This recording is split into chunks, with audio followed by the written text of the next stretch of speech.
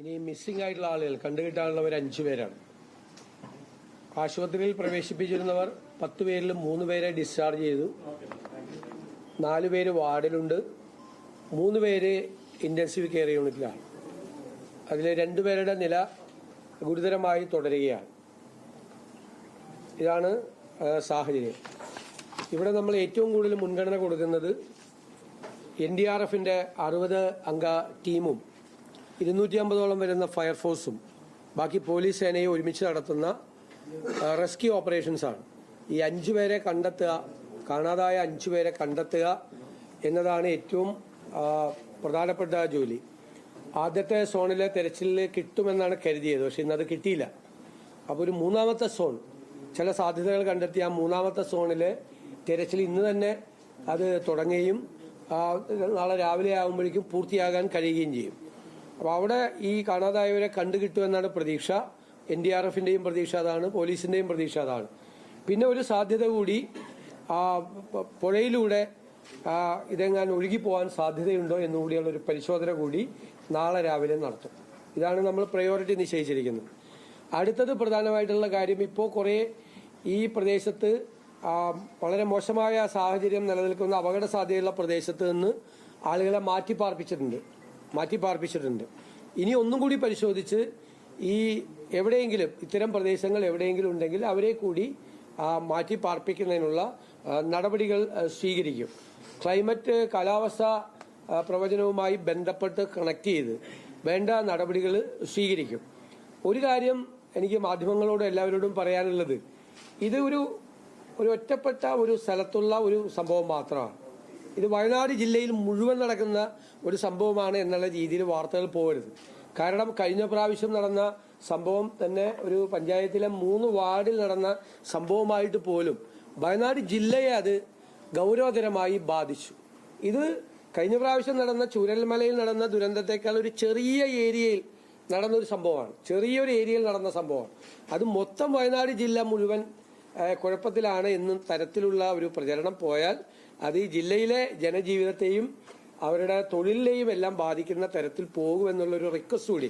ഒരു വളരെ ചെറിയൊരു പ്രദേശത്ത് മാത്രം ഉണ്ടായ ഒരു സംഭവമാണ്. ജില്ല മുഴുവൻ വ്യാപകമായ ഒരു പ്രശ്നം ഇതിനകത്ത് ഇല്ല. പിന്നീട് ഞാൻ ഇന്ന് രാവിലെ തിരുവനന്തപുരത്ത് പറഞ്ഞതുപോലെ ഇത് എന്തുകൊണ്ടാണ് ഇത് സംഭവിച്ചത് എന്നുള്ളതിന്റെ അന്വേഷണം നടത്തും. അതിന്റെ സാങ്കേതിക തലത്തിൽ ഉള്ള അന്വേഷണം ഉണ്ടാവും, നിയമപരമായി ഉള്ള അന്വേഷണം ഉണ്ടാവും.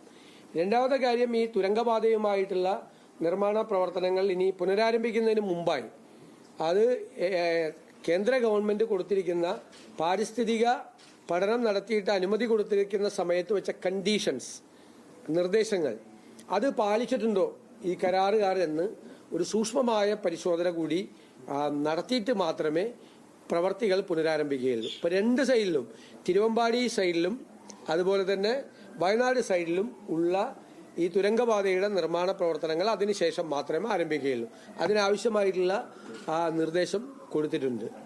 NDRFും ഫയർഫോഴ്സും പോലീസും ജനപ്രതിനിധികളും പൊതുപ്രവർത്തകരും എല്ലാം വളരെ നന്നായി ഈ കാര്യത്തിൽ പ്രവർത്തിക്കുന്നുണ്ട്. അവരെ ഞാൻ പ്രത്യേകമായി അഭിനന്ദിക്കാൻ കൂടി അവസരം വിനിയോഗിക്കും. സഹായധനത്തിന്റെ കാര്യം ഇന്ന് രാവിലെ പ്രഖ്യാപിച്ചു.